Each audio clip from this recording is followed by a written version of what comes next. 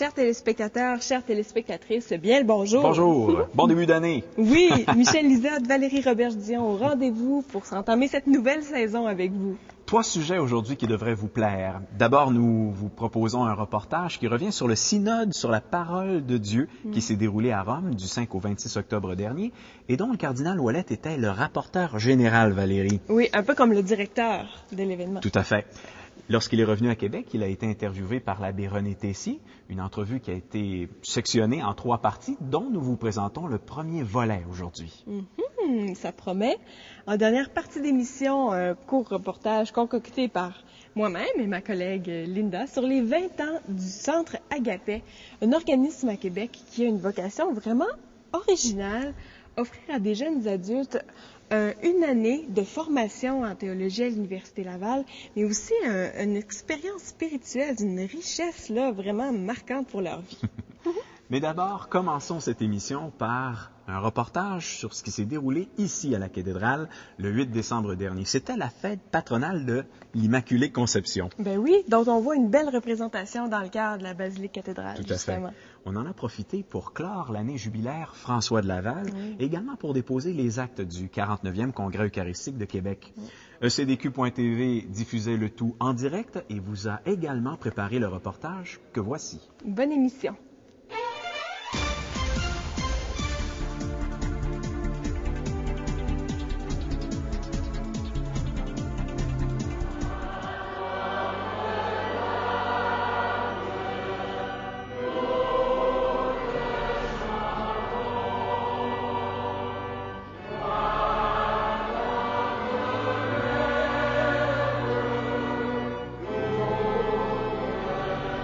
Le 8 décembre dernier était célébrée en la basilique Notre-Dame de Québec la très belle fête de l'Immaculée Conception, patronne du diocèse et de l'Université Laval. Le cardinal Marc Ouellette a présidé la grande messe solennelle en présence de nombreux prêtres et de plusieurs centaines de participants. Au cours de son homélie, le cardinal a marqué la clôture des fêtes du 350e anniversaire de l'épiscopat de Monseigneur de Laval et le 300e de son décès. Pour l'occasion, une très belle icône du bienheureux fut dévoilée. Un peu plus tard, la cérémonie s'est terminée par la présentation des actes du Congrès eucharistique international 2008, un livre mémoire transmettant par écrit les contenus essentiels de ce congrès. Une célébration donc remplie de moments forts où la mémoire du passé se transpose en souffle d'espérance sous le regard bienveillant de l'Immaculée Conception. L'Immaculée Conception. Lorsque Marie, pour devenir la mère de notre Sauveur, Marie a été pourvue par Dieu de dons à la mesure de la grandeur de sa tâche. Souvenez-vous que l'ange Gabriel, lors de l'Annonciation, salue Marie en la nommant comblée de grâce, pleine de grâce. En effet, pour que Marie donne un assentiment total par rapport à la mission, à la vocation qu'elle allait recevoir au moment de l'Annonciation, qu'elle donne son assentiment dans la foi, il fallait réellement qu'elle soit portée par toute la grâce de Dieu. Alors, à travers les siècles, l'Église a pris conscience que Marie, comblée de grâce, devait avoir été rachetée dès sa conception. Et c'est ce que proclame le dogme de l'Immaculée Conception, dogme qui a été proclamé, rappelons-le, en 1854 par Pie IX. Alors voilà, c'est ce dogme que nous célébrons depuis maintenant au-delà de 150 ans.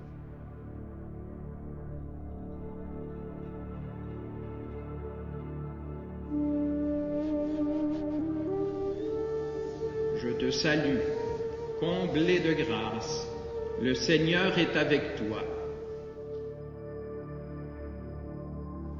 Ce jour-là, Dieu avait décidé de racheter l'humanité et d'établir sa demeure sur la terre. Marie de Nazareth était choisie par le souverain maître du ciel pour être sa demeure, son premier tabernacle, comme disait Jean-Paul II. Toutes les autres paroles de Dieu dans l'histoire préparaient ce dialogue de la nouvelle alliance. Dans le secret de cette rencontre, le royaume de Dieu plantait sa tente parmi nous. L'Esprit Saint façonnait le oui sans frontières de Marie. Un oui aux dimensions cosmiques. Et le Verbe de Dieu prenait chair de sa chair. Un événement aux retombées incalculables. Toute l'humanité allait en être bénie, restaurée et même divinisée. Toutes les générations et la création tout entière allaient célébrer les louanges de cette femme en reconnaissance au Tout-Puissant pour les merveilles accomplies en elle pour nous et pour notre salut. Monseigneur, en juin dernier, à la Statio Orbis, c'était un peu la fin du Congrès eucharistique international, mais aujourd'hui, dans le cadre de l'Immaculée Conception, nous déposons un peu les conclusions, on pourrait dire, de ce congrès. C'est une autre fin de chapitre, on pourrait dire. Oui, sauf que la fête est plus large, en fait, parce qu'on veut célébrer tout ce qui s'est vécu d'événements religieux en 2008. Le Congrès eucharistique a été, bien sûr, l'événement central, mais il y a eu aussi l'année jubilaire de François de Laval et beaucoup d'autres événements. Et c'est un peu tout ça qu'on résume aujourd'hui pour remercier tout ce qui s'est vécu de bon, puis espérer qu'il va y avoir des suites aussi, bien sûr. Bien, ce qui nous a en tout cas beaucoup rassurés dans l'évaluation que les gens ont faite, c'est qu'ils ont vraiment dit qu'ils avaient vécu une expérience de foi personnelle et collective aussi. Et au fond, c'est ça qu'on visait avant tout. C'était pas avant tout des choses spectaculaires, mais c'était que toutes les personnes qui soient là puissent approfondir leur foi dans l'Eucharistie. Et je pense que ça a été un témoignage aussi sur la place publique de la vitalité de la foi catholique aujourd'hui.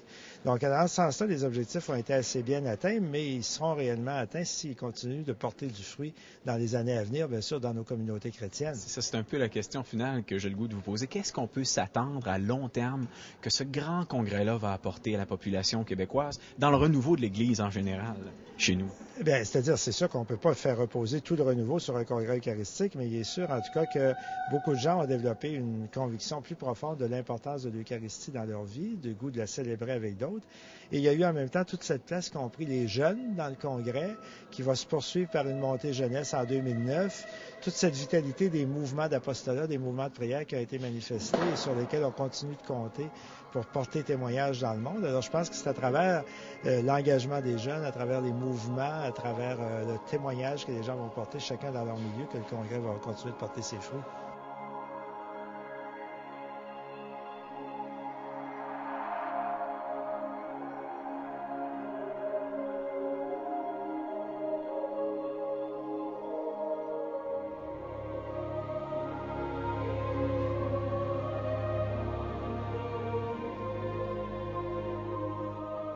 Élise, on s'interroge sur qu'est-ce que ça veut dire les actes du Congrès. Ça nous fait un peu penser aux actes des apôtres. Ce ne sont certainement pas des évangélistes qui l'ont écrit. Non, bien sûr. Les actes, en fait, c'est un volume qui va être lancé. Montrez-nous ça, alors. Alors, là, il est tout frais. Il vient de sortir presque des presses. Il a été édité par les éditions de la Conférence des évêques catholiques du Canada, où on pourra se le procurer. Mais dans ce volume, on a, je dirais, toutes les interventions, toutes les homélies, les catéchèses, les témoignages qui ont eu lieu durant le Congrès. C'est un livre mémoire qui représente aussi le couronnement du travail, des intervenants, bien sûr, des participants, des cardinaux qui ont été présents, mais c'est aussi, je dirais, le rêve du cardinal Ouellet, qui est dans ça, et d'ailleurs, il nous le dit en préface, un très beau mot, quand il dit « Ces actes transmettent aux générations futures les pensées, les prières et le souffle d'espérance qui a soulevé l'enthousiasme des participants. » Alors, à travers ces actes, bien, je crois que le cardinal et que les organisateurs du Congrès eucharistique veulent transmettre.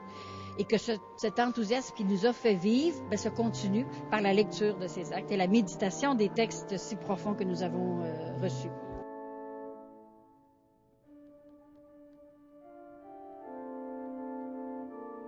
À travers les pages de ce volume, nous retrouvons une nouvelle vision. Une vision venue du Sénégal, des Indes, du Brésil, de la France, d'Argentine, de Hong Kong, du Vietnam, du Cameroun, des Philippines, Philippines, de Pologne, des États-Unis et bien sûr du Canada. Il nous invite à une nouvelle mondialisation fondée non pas sur l'avarice, mais sur le don. Un don. Le don de Dieu pour la vie du monde.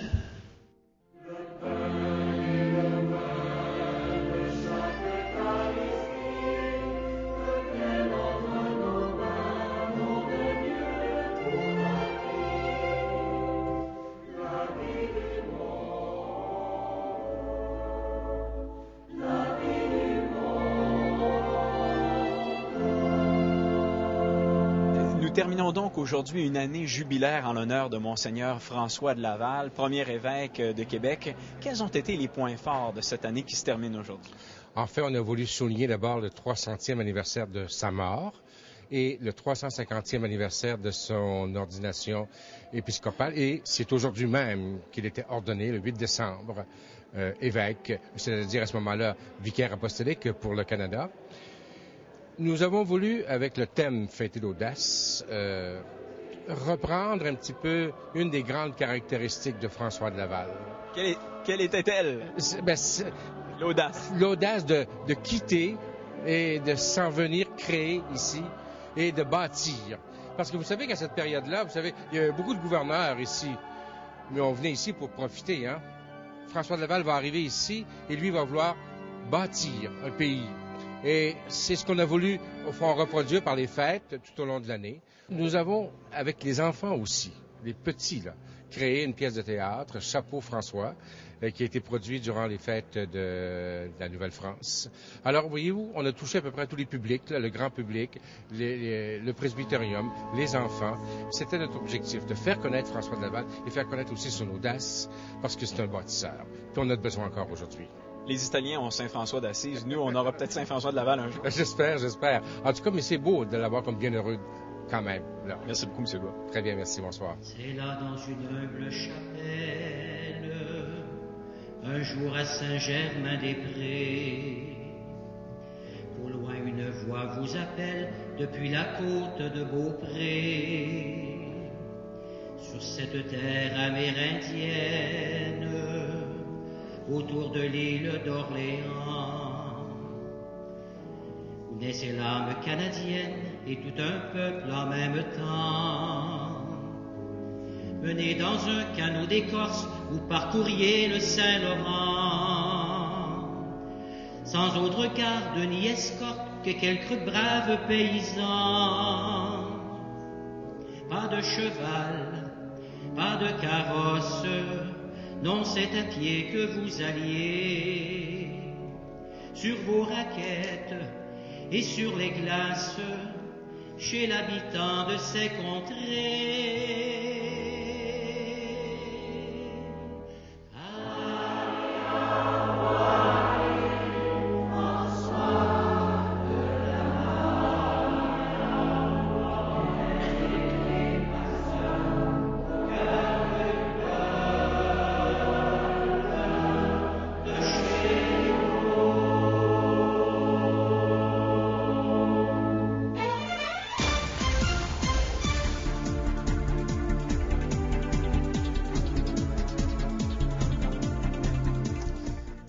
Bonjour. Bonjour.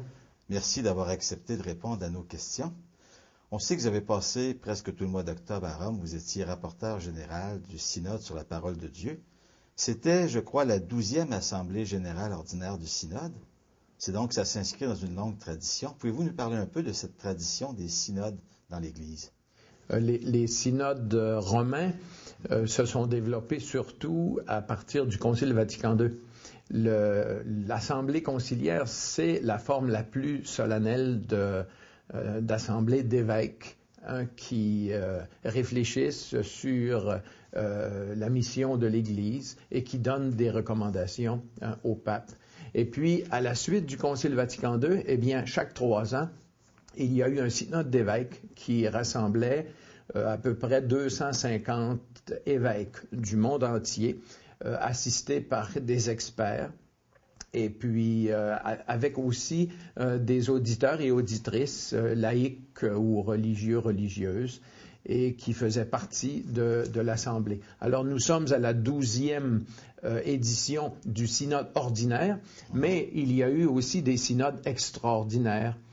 Par exemple, sur la situation de l'Église au Liban, aussi en Hollande, sur aussi les continents, des synodes continentaux sur l'Amérique, sur l'Europe, sur l'Afrique et puis l'Asie, et autour de l'an 2000. Et maintenant, nous étions cette année sur le thème de la parole de Dieu. Je crois que juste avant celui-ci, ça avait été le synode sur l'Eucharistie en 2005. Exactement.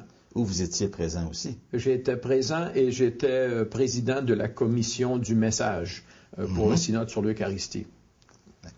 Il y a toujours, vous dites, un certain nombre d'experts qui se joignent aux évêques à cette occasion-là. Il y a là-dedans je crois même qu'il peut y avoir, comme on a vu dans ce cas-ci, un rabbin qui est juif qui est venu au début du synode. Il y a également des théologiens, des femmes peut-être. Oui. Précisons cependant que le rabbin n'était pas dans nos experts. Okay. Le rabbin était plutôt un témoin d'une autre tradition religieuse et il est venu pour nous parler de la façon dont les Hébreux se servent de la Torah, de la Sainte Écriture, pour prier. C'était en même temps un geste, disons, écuménique de la part de l'Église catholique d'inviter un rabbin. On a invité aussi le patriarche de Constantinople, Bartholomée Ier, qui est venu faire, lui, une intervention très importante au synode. Et il a parlé pendant une quarantaine de minutes. C'était la première fois dans l'histoire qu'un patriarche orthodoxe s'adressait à un synode catholique. Donc, il y a eu certainement aussi des invités, des experts. Alors, ce sont des exégètes, des théologiens, des patrologues, hommes ou femmes. Et parmi les auditeurs, ce sont par exemple, des présidents ou présidentes de mouvements ecclésiaux, surtout des gens qui viennent du monde des mouvements dans l'Église. Et il y avait cette fois-ci au moins 25 femmes qui étaient présentes au synode. Est-ce qu'on peut dire que les synodes sont un signe de la co-responsabilité qui est appelée à s'exercer au sein de l'Église? Oui, mais c'est une co-responsabilité des évêques, car le synode romain, c'est un synode d'évêques. Comme vous le savez, les évêques sont responsables chacun de leur propre diocèse, mais ensemble, en collège, autour du pape, eh bien, ils sont responsables de l'Église universelle. Et leur façon d'exercer cette responsabilité, c'est d'abord et avant tout à travers le synode. Cette assemblée qui revient périodiquement et qui traite de questions centrales de la vie de l'Église. Et ce synode fait des recommandations au Saint-Père pour la conduite de l'Église universelle. Est-ce que vous pourriez nous donner des exemples de suite ou d'impact qu'ont eu des synodes précédents dans l'histoire de l'Église, des gestes qui ont résulté directement, des mouvements importants ou des textes peut-être qui étaient le résultat du synode des évêques antérieurement? Certainement que, par exemple, la réflexion dans les années 70 sur l'évangélisation. En 1975, il y a eu un document Evangelii Nuntiandi sur l'évangélisation qui était le fruit d'un synode et qui a eu ensuite un impact très grand sur beaucoup d'autres réflexions de l'Église, par exemple sur la catéchèse. Il a conduit aussi à la publication du catéchisme de l'Église catholique, disons une quinzaine d'années plus tard.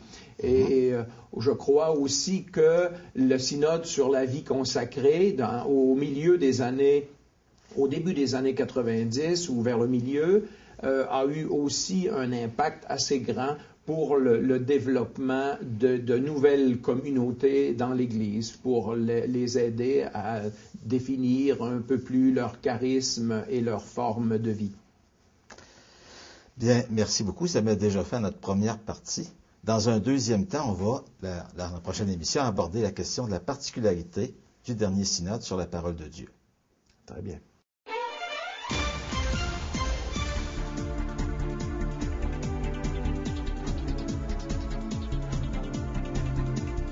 Lumière du monde, c'est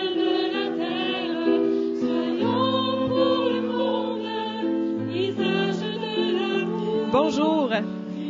Aujourd'hui, je peux vraiment pas prétendre à l'objectivité journalistique parce que je vous parle du Centre Agapé, un organisme que j'apprécie énormément et que j'ai côtoyé pendant 1 an de ma vie, en 2004-2005.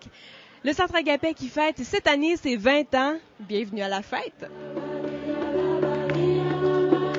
Denis Petitclerc, fondateur du Centre Agapé, expliquez-nous, Agapé, qu'est-ce que c'est? Agapé, ça a commencé il y a 20 ans. Et ça se veut un lieu d'expérience de la foi chrétienne axé sur l'intégration de la foi au vécu. On le vit à travers les 4 pôles de la vie chrétienne qu'on retrouve un peu partout, là. Donc, le pôle de la vie de prière, de la vie fraternelle, de la vie d'engagement et de la vie de formation. Mais la particularité, c'est qu'on cherche vraiment à toucher la dimension de l'expérience et de l'intégration au niveau de la vie concrète. En 20 ans, Agapé a fait du chemin. Quel est un peu, en gros, cet itinéraire? Ça a commencé il y a 20 ans par une école de la foi et peu à peu s'est imposé, de par la demande des jeunes qui venaient, le désir de l'expérience missionnaire. Alors, c'est mis en place un autre volet qui est Agapé Mission, où c'est un peu le même principe, mais où on met l'accent sur la mission à l'étranger et les gens vont faire un stage de 3 mois. Les premières années, on allait au Paraguay, qui est la mission du diocèse de Québec, qui était à l'époque, et depuis à peu près 7 ou 8 ans, c'est le Mexique où les jeunes se retrouvent. C'est ajouté à ça différentes expériences de groupes en fraternité pour poursuivre la démarche d'intégration. Et depuis 2 ans, il y a deux nouveaux projets qui sont mis en place. Un qui est au niveau du discernement vocationnel, où les jeunes réfléchissent là-dessus, soit la vocation religieuse, mais surtout l'accent est mis sur le désir de découvrir comment ils sont appelés à être disciples du Christ. Et il y a un autre projet qui s'est mis en place, qui est le Centre de formation catéchétique, pour répondre aux besoins de former des catéchètes pour les paroisses, pour tous les milieux finalement. Que de projets! Est-ce que vous avez des rêves, des intuitions pour les prochains mois, les prochaines années? Oui, enfin, ce qu'on voudrait faire à la fin de on célèbre le 20e d'Agapé, donc on aimerait faire des états généraux à la fin du 20e pour bien regarder le chemin parcouru, voir où on en est, puis voir un petit peu dans les 5 prochaines années vers où on pourrait aller. Parce qu'on a des demandes régulières pour chercher à reproduire l'expérience dans d'autres diocèses. Au Mexique, il y a des demandes aussi on a commencé une permanence, donc il y a beaucoup de travail à faire de ce côté-là. Le projet catéchétique qui demande beaucoup.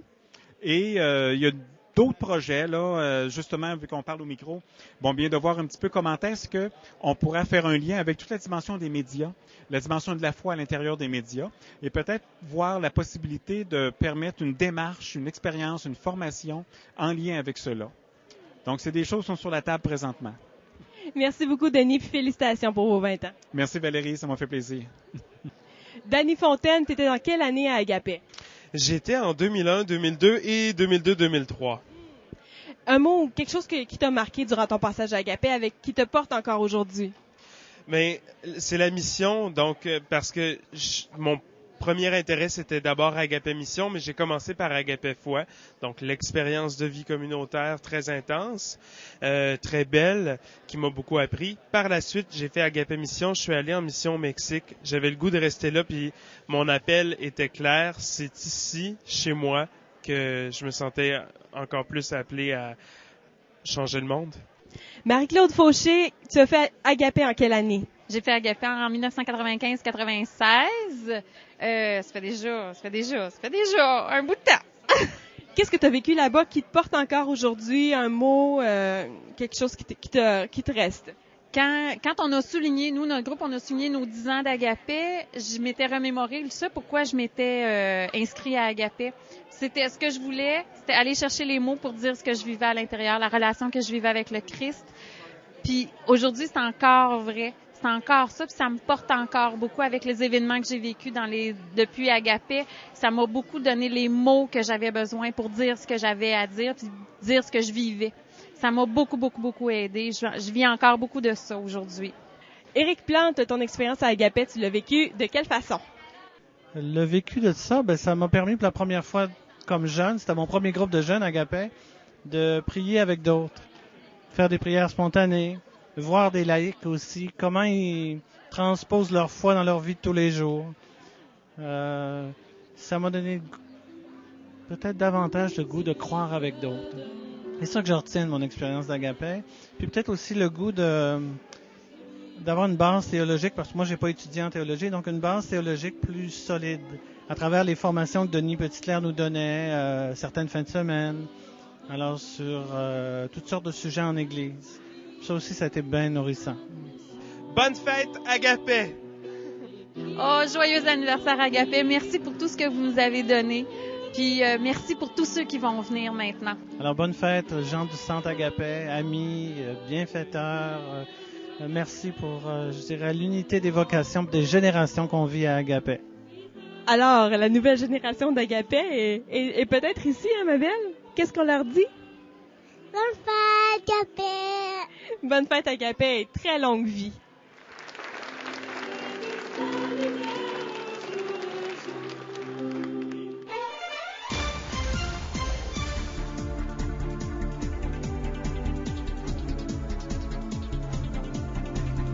Ce qui m'a le plus marqué, je crois, en réalisant ce reportage, c'est l'étincelle dans les yeux des gens 10 ans, 15 ans après leur passage à Agapé, à quel point cette expérience-là a été marquante, a été fondatrice dans leur expérience, leur vie entière. Un reportage très enrichissant. Bravo, Valérie. Merci, Michel. Vous savez, le Centre Agapé est très impliqué aussi dans la vie de l'Église. Il a organisé un colloque laïque en Église. Si ça pique votre curiosité, vous voulez en savoir plus, rendez-vous la semaine prochaine, puisque ce sera l'objet d'un des reportages de notre émission. Oui, une émission spéciale sur les laïcs en Église.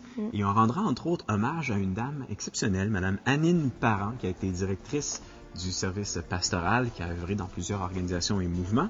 Donc, c'est un rendez-vous à ne pas manquer. Et d'ici là, bonne semaine! Au revoir!